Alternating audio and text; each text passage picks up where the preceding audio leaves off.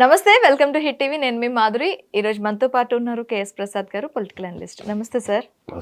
Sir, ఇప్పుడు social మీడియాలో ఒక వార్త హల్చల్ చేస్తోంది. గత ప్రభుత్వం ఉద్యోగులకు 20,637 కోట్ల అలవెన్స్లని ఎగ్గొట్టిందని సీఎం చంద్రబాబు ఆరోపించారు. ఆర్థిక ఇబ్బందులు ఉన్నప్పటికీ తాము ఇప్పటికే 7,230 కోట్లు చెల్లించినట్లు తెలిపారు. త్వరలోనే సౌలభ్యాన్ని బట్టి మిగిలిన బకాయిలు కూడా అకౌంట్లో జమ చేస్తామని తెలిపినట్లు తెలుస్తోంది. ఆ జగన్మోహన్ రెడ్డి హయాంలో ఉద్యోగులకి అన్యాయం జరిగింది అని చెప్పి ఒక దీనికి దాష్టికానికి తెరలేపుతున్నారు. ఇది నిజంగా జరిగిందా? నిజంగా జరిగిందా, అబద్ధంగా జరిగిందా? వాళ్ళకి ఎంత ఇచ్చినా వాళ్ళ గొంతెమ్మ కోరికలు ప్రపంచంలో ఎవరు తీర్చలేరు.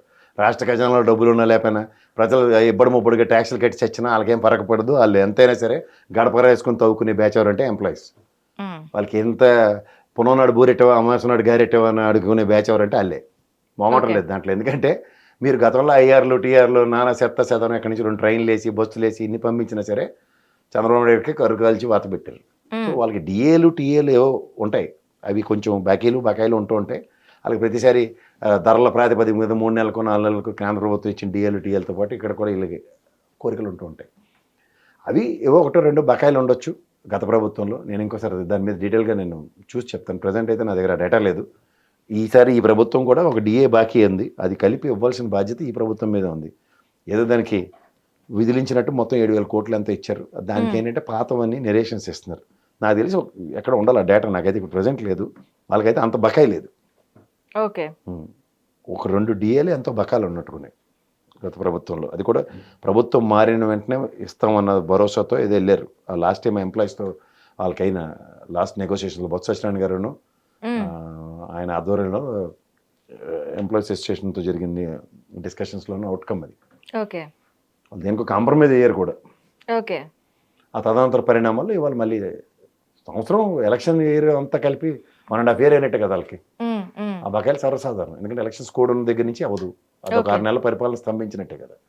తదనంతరం ఈ ప్రభుత్వం వచ్చి 1.5 year ట్రాన్సాక్షన్స్లో వాళ్ళకి ఖచ్చితంగా 1 or 2 డిఎస్ బకాయి ఉండి ఉంటాయి. ఓకే, అవి అక్యుములేటెడ్ ఫైర్ కదా. ఈ 6 monthsకి ఒకసారి బకాయి టీఏడిఏలు అనేవి పెరగడం సహజం. పెరుగుతున్నట్టే ధరల ప్రాతిపదిక మీద డిఏలు ఇస్తారు. ఇది ఎవరు నియంత్రిస్తూ ఉంటారు సార్? ఎవరు నియంత్రణ? ఇది ఎంప్లాయీస్కి, అది వాళ్ళ హక్కు. అది ఇప్పుడు మార్కెట్లో రేట్లు పెరిగిపోతున్నప్పుడు అదే జీతంతో పనిచేయమంటే ఇప్పుడు మనకి పే కమిషన్స్ అంటూ ఉంటారు. సెంట్రల్ గవర్నమెంట్ వచ్చే పే కమిషన్స్, ఆ పే కమిషన్స్ కూడాను సెంట్రల్ గవర్నమెంట్ కట్ ఆఫ్ చేస్తోంది. సెంట్రల్ ఎంప్లాయీస్కి ఎవరు ఉన్నారో ఇంతకు ముందు 6%, 7% ఉండేది. ఇప్పుడు 2-3%కే వచ్చేసింది అది పే కమిషన్కి సంబంధించి. ఇప్పుడు ఈ డిఏలు టీఏలు కూడాను ఏవైనా ప్రభుత్వం ఆధ్వర్యంలో తగ్గించే అవకాశాలు ఉంటాయా? ప్రభుత్వం, కేంద్ర ప్రభుత్వం డిసైడ్ చేస్తుంది. అది భారత డిఏలు కూడా రిలీజ్ చేస్తారు. అది స్టేట్ గవర్నమెంట్ కి సంబంధించి కూడా. ఇప్పుడు ఈ డిఏ ఈ టర్మ్ లో ఇవ్వకపోయినా 2 డిఏలు కలిపి ఇచ్చిన ఉదంతాలు చాలా ఉన్నాయి, 2-3 కలిపి. అలాగే ఈ పే కమిషన్స్ అన్నవి రివ్యూస్. అవి ప్రజెంట్ ఎప్పుడో భూమి పుట్టకాలం నుంచి ఉన్న శాలరీస్ ఎవరు పని చేయగలరు? ఇప్పుడు టీచర్ల శాలరీలు మన చిన్నప్పుడు ఎలా ఉండేది? మనం చదువుకున్నప్పుడు బతకలేక పడిపోతున్నాయి. ఇప్పుడు వాళ్ళ జీతాలు ఎంత ఉంటున్నాయి? అత్యధికంగా నిన్న కార్టూన్ పంపించాడు. ప్రభుత్వంలో పనిచేస్తున్న స్కూలు, ప్రభుత్వ స్కూల్ ఎలా ఉంటుందంటే శిథిలావస్థలో ఉంటుంది. ప్రభుత్వంలో పనిచేస్తున్న టీచర్ ఇల్లు బంగ్లాలాగా ఉంటుంది. ప్రైవేట్ స్కూల్లో పనిచేస్తున్న టీచర్ ఇల్లు పూరిపాకలో ఉంది. ఆ బిల్డింగ్ మాత్రం ఇంద్రభవనంలో ఉంది, పిల్లలు చదువుకునేది. అట్లాంటి కంపారిజన్ ఉంది. మన చిన్నప్పుడు కూడా బతకలేక బడిపంతులు అనేవారు. వాళ్ళు ఇప్పుడు జీతాలు చూస్తే చాలా బ్రహ్మాండంగా పెరుగున్నాయి.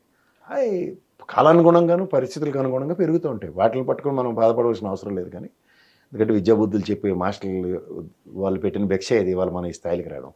సో నేను ఓవరాల్గా చెప్పేది ఏంటంటే ఈ టీఏడిఏలు అనేవి ప్రభుత్వంలో ఒక కంటిన్యూషన్. ఈ ఎలక్షన్ ఇయర్లోనూ ఎలక్షన్కి ముందు ఒక 6 నెలలు 8 నెలల ముందు స్తంభన ఉంటుంది. ఆ స్తంభనకి ఏంటంటే ఆ బ్యాక్లాగ్ని ఈ లాగ్ని కలిపి ఇవ్వాల్సిన బాధ్యతల మీద ఉన్నప్పుడు వాళ్ళ మీద నెట్టుకుంటూ వీళ్ళు కాలక్షేపం చేస్తున్నారు. ఇది వాళ్ళ మీద ఒక క్వశ్చన్ మార్క్ ఇది పెట్టడమేనా, డాట్ పెట్టడమేనా ఇక్కడ కూడా మీరు చేశారు అన్న దీంట్లో? అంతకన్నా ఇంకెళ్ళి వాళ్ళు చేయబట్టే వాళ్ళు ప్రతిసారి వీళ్ళకి వాళ్ళు బొమ్మ చూపిస్తూనే ఉంటారు ఎంప్లాయీస్. అనే అతిథి శక్తులు ఏం కాదు. గతంలో చంద్రబాబు గారు కూడా ఎంత ఐఆర్లు ఇచ్చి ఎంత ఐఎస్టీ ఇచ్చిన తర్వాత కూడా ఏం చేశారు? 23 ఇచ్చారు, తీసుకొచ్చి కూర్చోబెట్టారు. అంచేత ఆ నిలకడలేని వాళ్ళని పట్టుకుని మనం వాళ్ళకి ఫేవరబుల్గా మాడినా వేస్టే, నాన్ ఫేవరబుల్గా మాట్లాడినా వేస్టే. ఓవరాల్గా వాళ్ళు చేయవలసిన పని వాళ్ళు చేస్తున్నారు. ప్రభుత్వాలు మార్చుకుంటారు. Okay sir. అంటే ప్రభుత్వాలు మార్చడం అనేది ప్రభుత్వ ఉద్యోగుల చేతిలో ఉంటుంది. అలా చెప్పారు, మన 2 చేతులతో గుర్తు సార్ ఏమవుతుందో చూడండి అని అలా చెప్తూ ఉంటారు. అలా డిసైడ్ చేస్తారు. మన మన బతుకులు డిసైడ్ చేసేది అల్లే. ఇవాళ ఈ చూడు 10 నెలలు అయింది, సంక్షేమాలు ఏమి లేవు, ఏంటంటే డబ్బులు లేవని వాళ్ళు చెప్తుంటే వీళ్ళు కూడా తందానా అనుకుని తిరుగుతుంటారు డబ్బులు లేవని. డబ్బులు లేనప్పుడు ఆయన ఎలాగ ఇచ్చారు బాబు అన్నవాడు అడిగినాడు ఉండడు. సో ప్రభుత్వ ఉద్యోగుల్లో చేతుల్లో సగం గవర్నమెంట్ ఉంటుంది అంటారు. 3/4 ఉంటుంది. 3/4 వాళ్ళే డెసిషన్.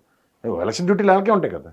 మరి ఆ బకాయిలు ఇంత ఉన్నా కూడాను ఎందుకు వాళ్ళు ఇంతకు ముందు టీచర్స్ అందరూ కూడాను మాకు జీతాలు పెంచడానికి కానీ లేదంటే వాళ్ళకు వచ్చే టీఏడిఏల గురించి కానీ ఏరియాస్ గురించి కానీ రోడ్లు ఎక్కిన పరిస్థితి ఇప్పుడు ఎందుకు ఎక్కట్లేదంట? మొన్న ఎమ్మెల్సీ ఎలక్షన్ లో టీచర్స్ ఓటు ఎగ్నెస్ట్ తెలుగుదేశం కూటమికి పడింది.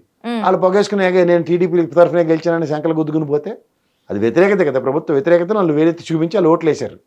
కానీ మేము బరంపురం అంటే ఏడు చేయాలి. ఓటు వేసిన వాడు కాదు, ఓటు వేయించుకున్నవాడు మరలాడు అంటారు అంతే. దానివల్ల ఏముంది, ప్రభుత్వ వ్యతిరేకత లేదని వాళ్ళు మాది మంచి ప్రభుత్వం రాసి చూపిస్తున్నారు. మనం కూడా అది మంచి ప్రభుత్వం ఉండదు 5 ఏళ్ళ పాటు. Okay, thank you sir. Hit TV app, ఇందులో short news, live news, entertainment shows, movies, digital magazines తో పాటు మీ జిల్లా వార్తలను కూడా ఫ్రీగా చూడొచ్చు. అంతేకాదు కేజీ నుంచి పీజీ వరకు విద్యార్థులకు స్కాలర్షిప్ కూడా అందిస్తున్నాం.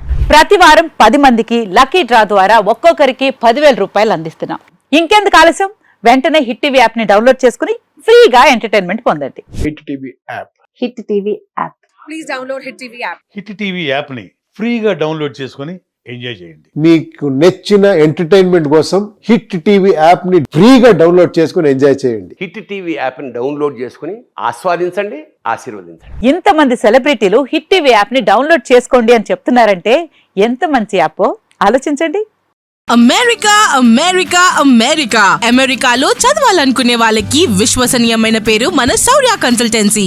UK లో 1 year masters. UK లో 1 year masters. 2 years work permit up to 5 years visa. Contact Saurya Consultancy.